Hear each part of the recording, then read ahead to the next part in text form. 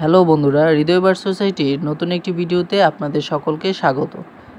আশা করি আপনারা সবাই ভালো আছেন। আজকে আপনাদের সাথে কথা বলবো বাজরিগর পাখির ব্রিডিং কোর্স করানোর কৌশল সম্পর্কে।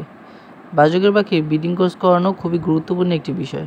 বাজরিগর পাখিকে ব্রিডিং কোর্স না করালে বেশি ডিম বাচ্চা নেওয়া এবং বাজরিগর পাখির বাচ্চার সমস্যা, ক্যালসিয়ামের ঘাটতি এবং মিনারেল, পাখির ক্যালসিয়ামের ঘাটতি, মিনারেলের ঘাটতি এবং ভিটামিনের ঘাটতি দেখা দেয়।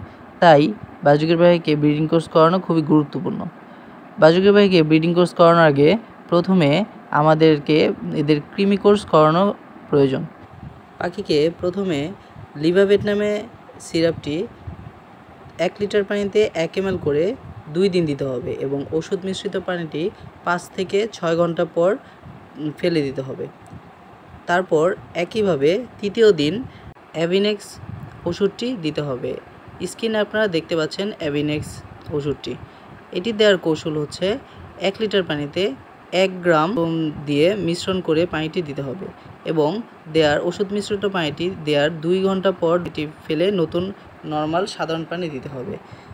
একইভাবে চতুর্থ ও পঞ্চম দিন লিভাবেট সিরাপটি 1 লিটার পানিতে 1 ml করে দিতে হবে এবং ওষুধ মিশ্রিত পানিটি আগেরবারের মতো 5 থেকে 6 ঘন্টা পর ব্রিডিং ফেলে দিয়ে আবার সাধারণ নর্মাল পানি সহজেই করে নিতে পারবেন। কৃমি কোর্সটি করানো হয়ে গেলে আপনারা ব্রিডিং কোর্সটি শুরু করতে পারবেন। এবার আমরা খুব সহজেই ব্রিডিং কোর্সটি সম্পর্কে জানব। ব্রিডিং কোর্সটি আমরা ওষুধের পরিমাণ ও ছবি সহ আপনাদেরকে জানাবো। পাখিকে ব্রিডে দিলে পাখির শরীরে ক্যালসিয়াম ও ভিটামিনের প্রয়োজন বা অভাব দেখা দেয়, যে কারণে ব্রিডিং কোর্সে এমন সব ওষুধের ব্যবহার করতে হবে যেগুলো থেকে ক্যালসিয়াম ও ভিটামিনের চাহিদা পূরণ হয়।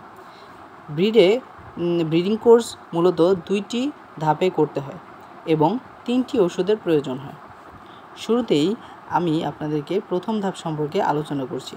প্রথম ধাপে আপনারা ক্যালপ্লেক্স ওষুধটি ব্যবহার করবেন।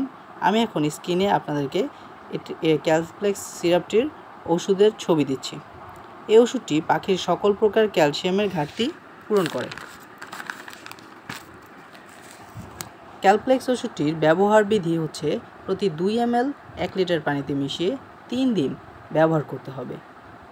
পানিটি দেওয়ার 5 থেকে 6 ঘন্টার মধ্যে ওষুধ মিশ্রিত পানিটি ফেলে আবার পরিষ্কার পানিটি দিয়ে রাখবেন। এরপর আপনারা 2 দিন গ্যাপ দিবেন। ওই 2 দিন অন্য কোনো ওষুধ দিবেন না। 2 দিন গ্যাপের পর আপনারা জিজবেট ওষুধটি একইভাবে 2 ml 1 লিটার পানিতে 3 দিন ব্যবহার করবেন। আবার পূর্বের মতন 2 দিন গ্যাপ দিবেন। ওই 2 দিন অন্য কোনো ওষুধ দিবেন না। একইভাবে 2 দিন গ্যাপ দেওয়ার পর আপনারা ইসেল ওষুধটি ব্যবহার করবেন। স্ক্রিনে আপনাদেরকে ইসেল ওষুধটির ছবি দিচ্ছি। ওই ইসেল ওষুধটি 1 ml 1 লিটার পানিতে মিশিয়ে 3 দিন পাখিকে খাওয়াবেন। তারপর পাখিকে 2 থেকে 3 দিন গ্যাপ দিবেন। অন্য কোনো ওষুধ পাখিকে দিবেন না। তারপর আপনারা দ্বিতীয় ধাপটি শুরু করবেন। এই জন্য আপনাদের বাড়তি কোনো ওষুধ লাগবে না। এই 3টি ওষুধই ব্যবহার করতে পারবেন: ক্যালপ্লেক্স, ইসেল এবং জিজবেট। প্রতিটি ওষুধ 1 ml করে 3 ml 1 লিটার পানিতে মিশিয়ে 3 দিন পাখিকে খাওয়াবেন। আর একইভাবে আপনারা ব্রিডিং কোর্সটি সম্পূর্ণ করবেন। আমি আবার বলছি, এই দিকেই মানুষ সবাই ভুল করে থাকে। প্রতিটি ওষুধই দ্বিতীয় ধাপ শুরু করতে হলে প্রতিটি ওষুধই 1 ml করে 3টি ওষুধ থেকে 3 ml মানে ক্যালপ্লেক্স, জিজবেট এবং ইসেল প্রত্যেকটা থেকে 1 ml করে 3 ml 1 লিটার পানিতে মিশিয়ে একটানা 3 দিন পাখিকে খাওয়াবেন এবং ওষুধ মিশ্রিত পানিটি 5 থেকে 6 ঘন্টা বেশি আপনি পাখিকে দিবেন না। এরপর পাখিকে ওই পানি ফেলে দিয়ে নতুন পানি পরিষ্কার পানি দিবেন। আর একইভাবে আপনারা ব্রিডিং কোর্সটি সম্পূর্ণ করবেন।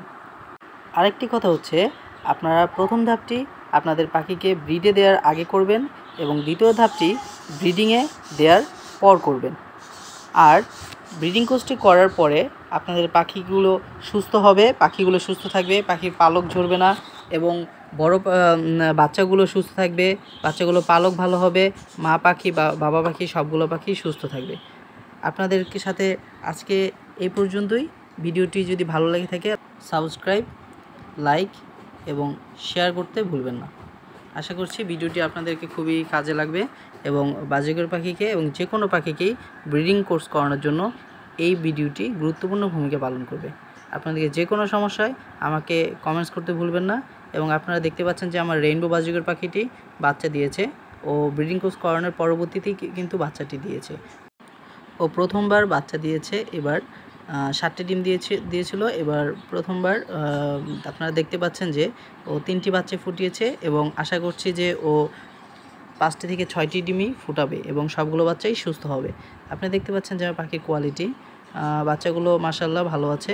আশা করছি যে আপনারা দেখতে পাচ্ছেন বাচ্চাগুলো সুস্থ আছে এবং দোয়া করবেন আমার পাখিগুলো যেন সুস্থ থাকে। এবং আজকের মতো এখানে শেষ করছি।